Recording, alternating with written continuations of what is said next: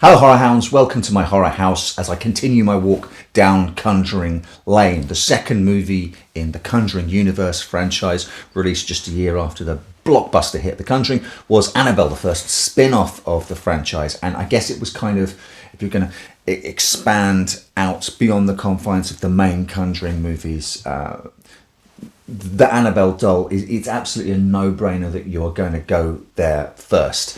A little bit head-scratchy maybe that the franchise continued to repeatedly go there. There are as many Annabelle movies as there are Conjuring movies, now that Conjuring 3 has been released. But at the time, it made absolute sense. And at the time, I didn't really gel with Annabelle. Unlike The Conjuring that I've recently returned to and had fun with, I've watched Annabelle for a second time and I still don't particularly click with it.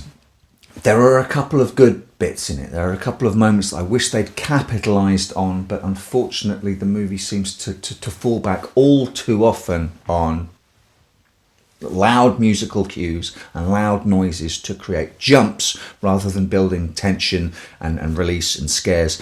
That, I mean, James Wan himself is not averse to using loud noises to release tension, but he can craft suspense and build tension in a way that I kind of feel like letting him off it. He doesn't always do it, and he doesn't always rely on it. Unfortunately, Annabelle uses the boo musical cues as a crutch, which is a pity, because there's a good tense little story in there somewhere, desperately trying to come out, but instead what we get is a pretty by the numbers horror movie that doesn't, I'm afraid, stand shoulder to shoulder with the excellent examples of cursed dolls, killer dolls, possessed dolls that you can get.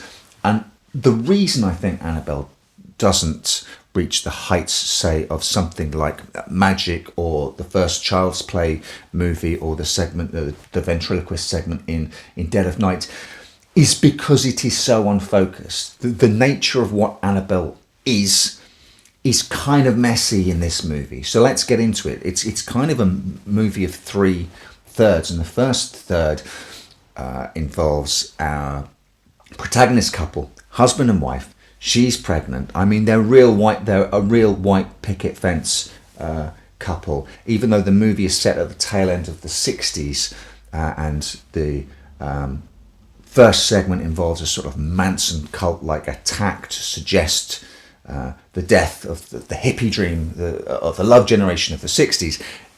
These two seem to be pulled straight out of the 50s. So there's a weird sort of culture clash going on there already, even though they're a young couple.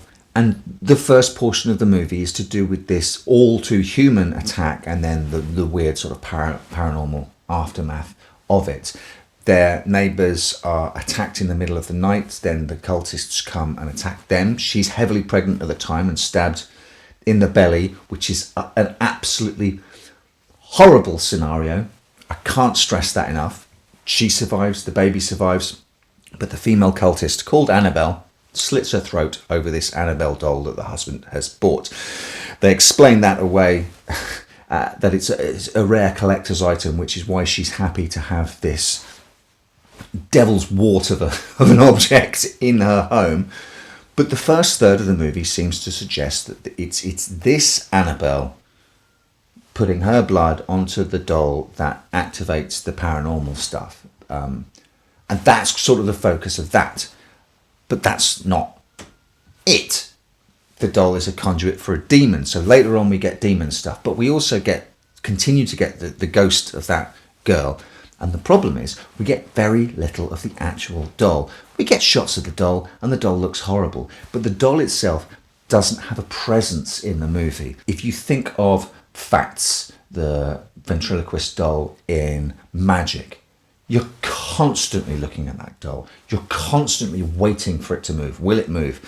And they keep their powder so dry until Chucky goes full Charles Lee Ray in Child's Play I feel bad for the actors acting their socks off, because anytime they're in the frame with a good guy doll, all you're doing is watching a completely static good guy doll going, when's it going to move? I know it's going to move sometime. When? When is it? When is it? When is it? And the movie plays with you and plays with you and teases it out for so long. The presence of Annabelle in this movie just isn't there in the same way. You don't feel her in the house. You don't feel her presence. It's just sort of paranormal activity, weird stuff happening until the very end, and then it gets to the demon stuff, and then it's kind of good again, and then there's a sort of rush to the end. Even something recently like The Boy is a film that will sit and show you just a doll that doesn't move and doesn't do anything, and you spend the whole time, what, is the doll moving? Is it the doll? Is the doll moving? Is the doll going to move? And Annabelle just doesn't have that. It is when the demon appears, I think, that things start to get interesting. There's a couple of great scares, I think. There is one, I'll admit, with the spirit of the cultist as a little girl running around the apartment building, which kind of doesn't make sense. Why is her ghost there when it's actually a demon and stuff? But no, this is why it's sort of unfocused for me.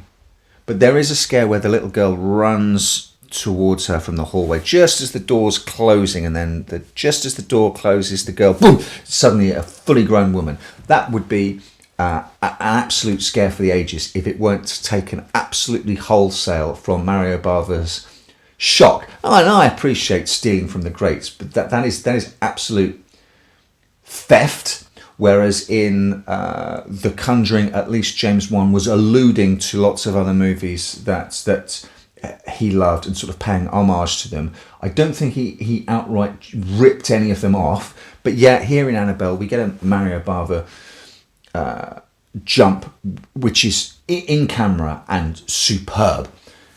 And later on there's a scene down in the basement of the apartment buildings where the lights go out and she tries to get in the lift, and the demon's down there, but the lift won't go up and the doors keep opening. All of that stuff, pretty cool. And like I say, the last 30 minutes, the battle with the demon is pretty cool, but it took a long time to get there. Annabelle Wallis, who plays our mother, spends an awful lot of time on her own, either on her own and pregnant in the first third of the movie, or on her own and with a baby throughout the rest of the movie. And she struggles with really not much to do. And it led me to consider, well, we have to sit for about an hour before some things start actually kicking off and the demon appears, and all of that stuff is pretty entertaining and pretty good. Wouldn't it have been interesting, seeing as the tail end of this film is how the doll gets from them to the nurses, because the nurses give it to the Warrens at the start of The Conjuring. Wouldn't it have been kind of cool if Annabelle had been an anthology movie? 3 half-hour self-contained stories showing how the doll goes from one person to the next person and to the next person. The final 30 minutes of this movie, almost in its entirety, could have been the last segment in an anthology showing the doll moving from family to family, or owner to owner. And we could have just had all the hits rather than long sort of drawn out periods of kind of nothing happening. We could have even built up. We could have had a segment where, and built up to the revelation that the doll is a conduit. And in the first section, it could have been, is the doll going to move? Is the doll going to move? Is the doll going to move? The second story could have been the spirits of some dead woman and stuff like that. And then in the third and final segment, we find out, no, it's not a possessed doll. It's not a spirit of a human. It's a demonic force. And now this couple have to face it. And I feel it could have zipped along there and had no fat on it if they'd have told 3 shorter stories.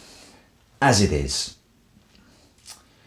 the only time the doll works is when the priest takes it away and drives away to the church in it, because the doll's there, it's present, it's in the car. There's the priest and there's the doll, and he's going, the doll's going to do something, the doll's going to do something, the doll's going to do something. And it didn't click. For me, there were too many ideas. Is it about the death of the 60s? In which case, why doesn't the film engage at all with the 60s? We move the couple to an apartment building, which is a much more interesting setting than their sort of white picket fence suburban home. And then we don't really meet anyone else who lives in the apartment block. It kind of alludes, once she moves there and has the baby, to Rosemary's Baby a lot. But that would be Rosemary's Baby if Mia Farrow spent the majority of her time alone in her apartment and didn't interact or converse with anyone. And that's not Rosemary's Baby. Unfortunately, it is Annabelle. We have to watch our main character not interacting with very many people, and the doll itself hardly affecting the movie at all. You could take the doll out and just have the couple be and the baby be the locus of sort of paranormal, supernatural activity, and it would kind of be exactly the same. So in a film where you could, called Annabelle, about the Annabelle doll, where you could kind of remove Annabelle completely and it would still be the same film, that's a problem. I bid you welcome. I welcome you to my house. Welcome to my house. Welcome to my home.